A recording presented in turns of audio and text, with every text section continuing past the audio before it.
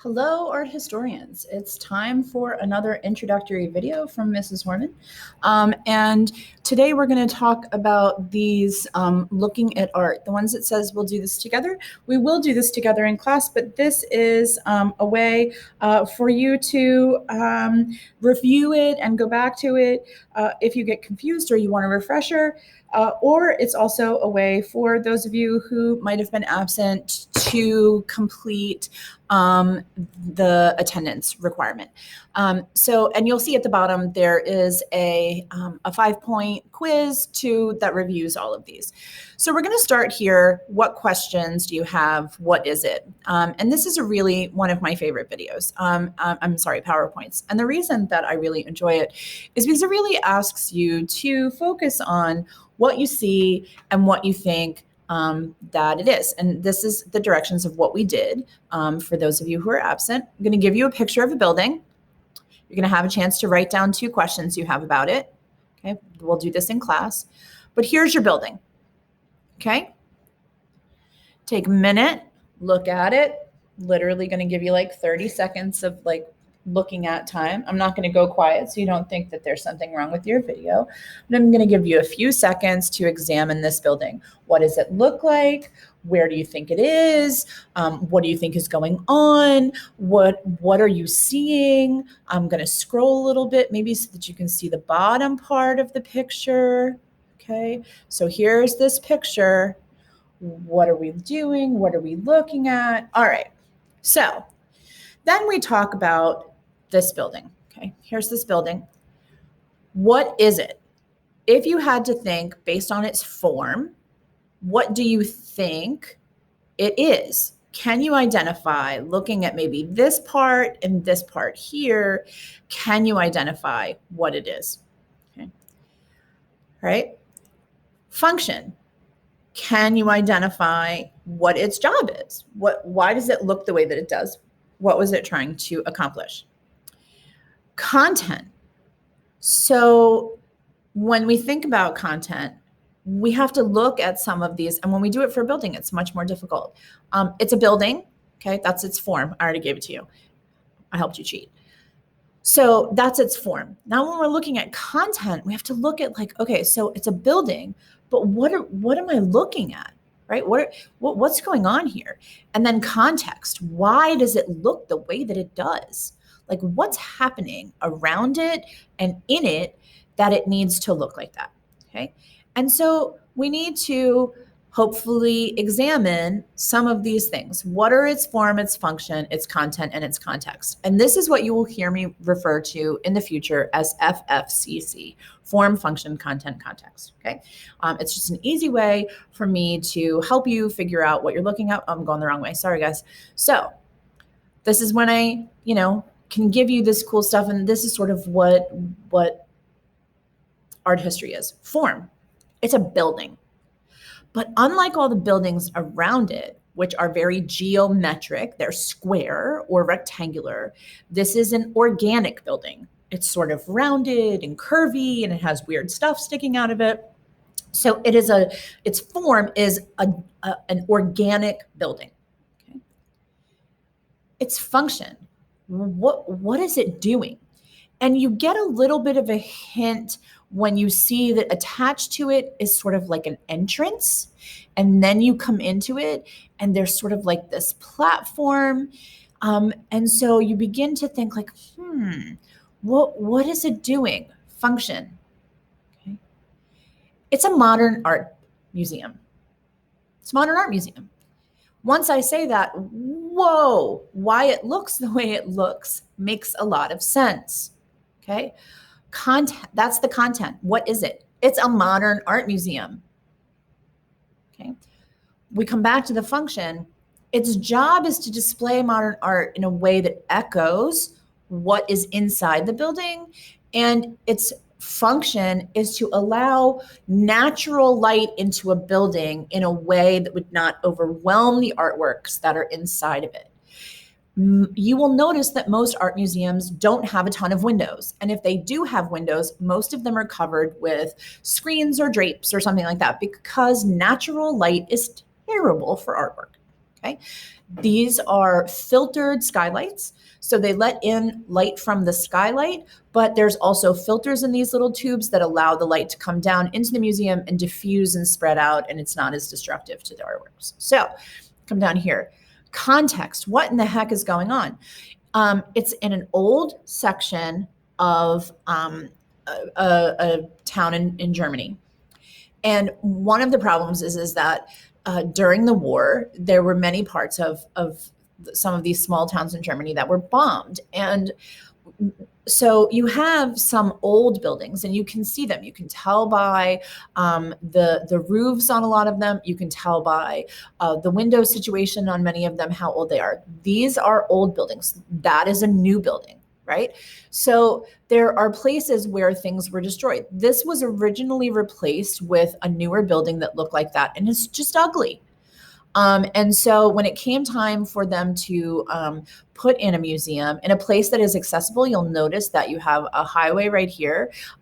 Then you'll see that this is a raised highway because down here there are train tracks and water. So you're dealing with a city that it has a lot going on. And if it's already missing from there, you have two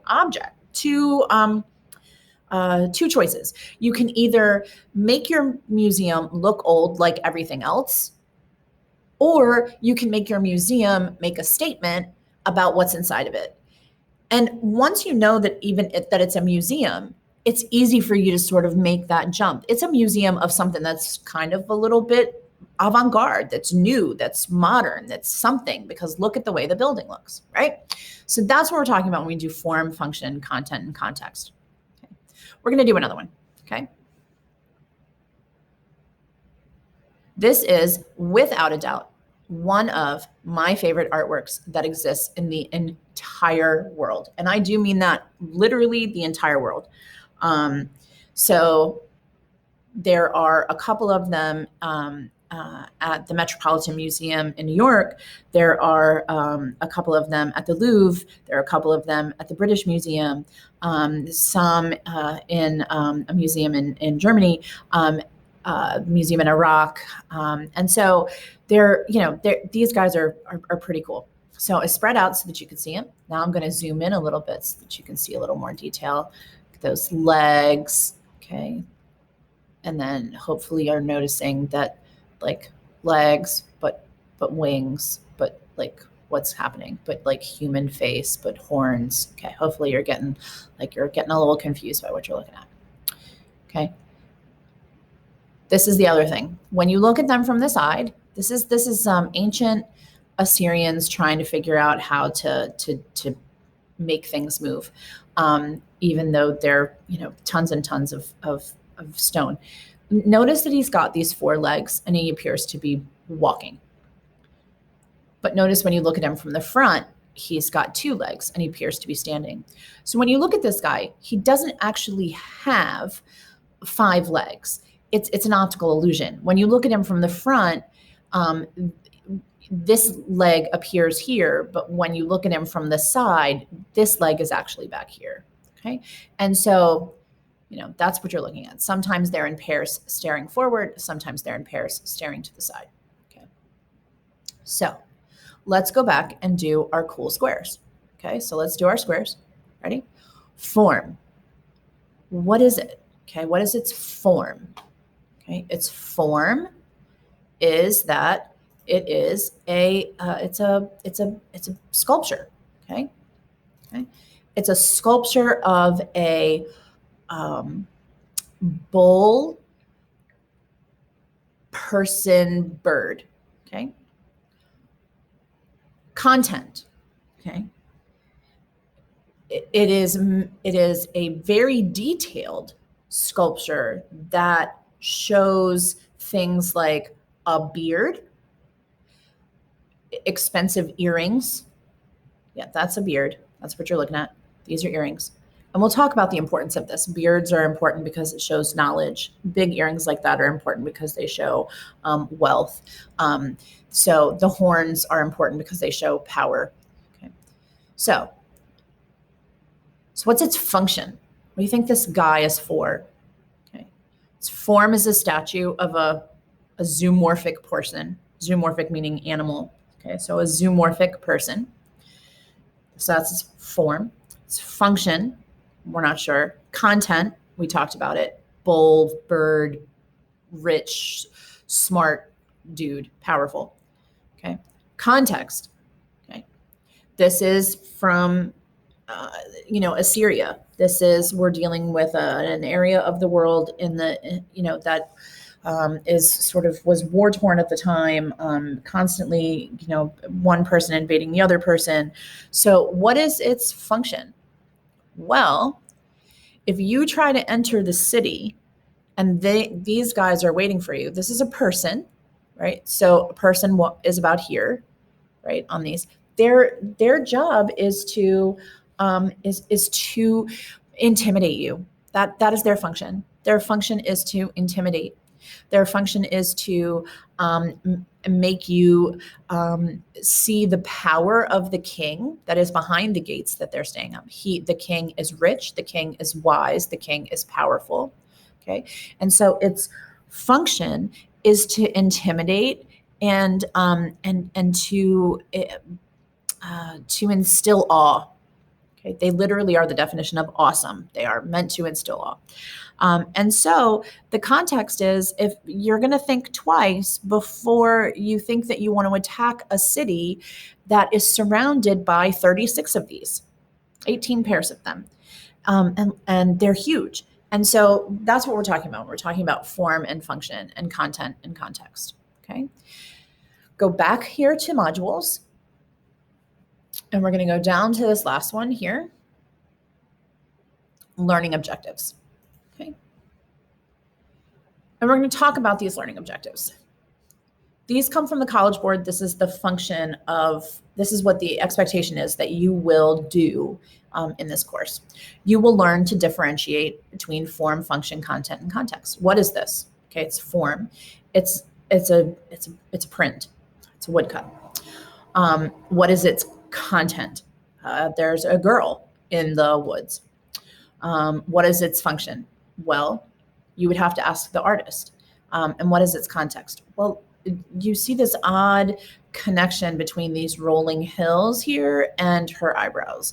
You see the tree and her breasts look like leaves. Okay, so we begin to examine how do artistic decisions, okay, affect the art, the making of the shape of art. What was this purposeful? Absolutely, this was purposeful. You don't do a woodcut like this without being purposeful. Okay. What was he trying to accomplish? He wanted to say something about this female and about where he lived and about what was going on at the time.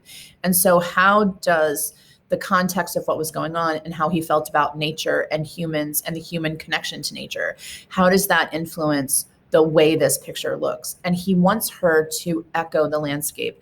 Rolling hills are absolutely echoed in her eyebrows. The trees are echoed here. Okay. He wants her to be sort of representative of nature. And so he makes that choice. Okay. We talked about what his intentions were. He wants her to echo the landscape. This is big teacher talky from the College Board. What and where were things made? Why were they made? What was the idea that was going on? And how does it relate to what was going on in the world? And we just talked about that when we did our 9 block, okay? And so they will want you to examine this. Form, function, content, and context. What is this? Okay, it's painting. What is its content?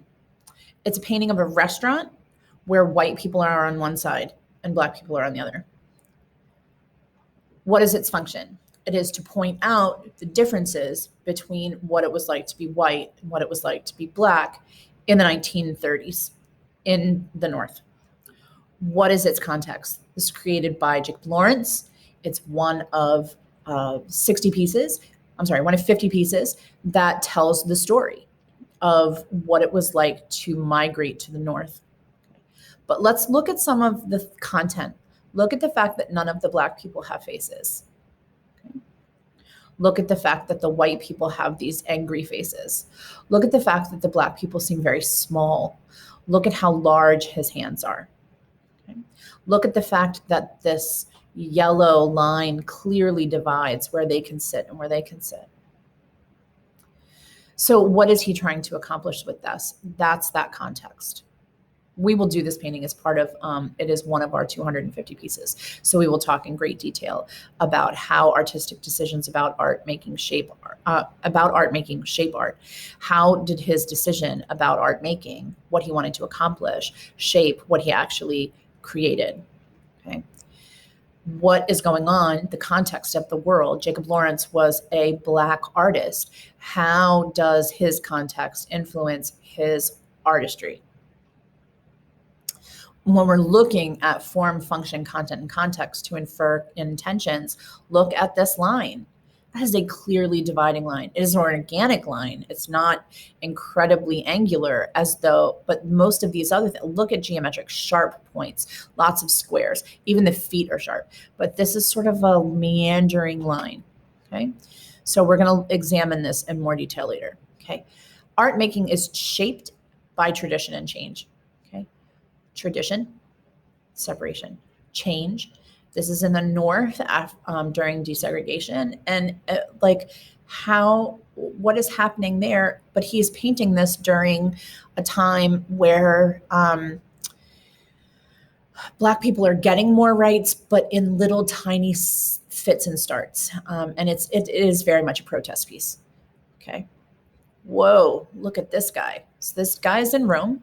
Okay, this is the Pantheon. Okay, form. It's a building. Function, you have to look at the title. Pan, meaning God. Pan, meaning all. Theo, meaning gods. Pantheon. This is a temple for all the gods. Okay, so that's its function. Okay. Content.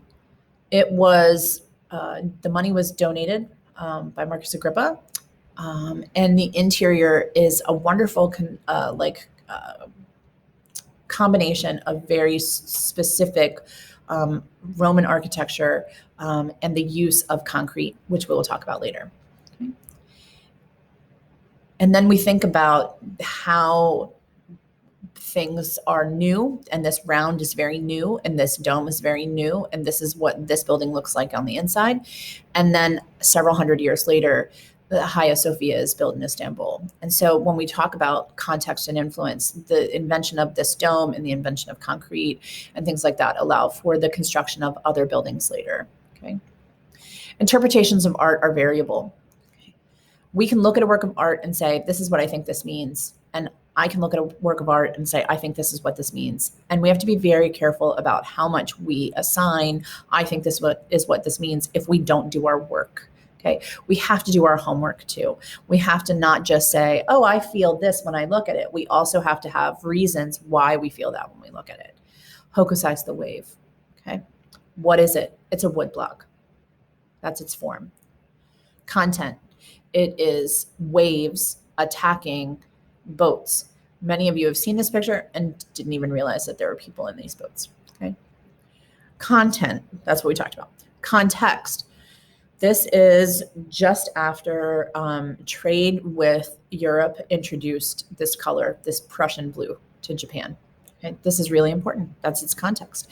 You see the influence of trade on this work. These are the kinds of things we're going to talk about. Influence.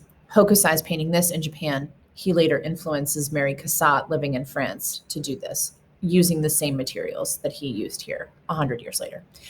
Okay, so this is what we're talking about when we're talking about our learning objectives. We're learning about how form, function, content, and context help us analyze and look at why an artist makes art and why they make the decisions that they make and why things look the way that they do and why those artistic decisions often help us understand what was going on at the time.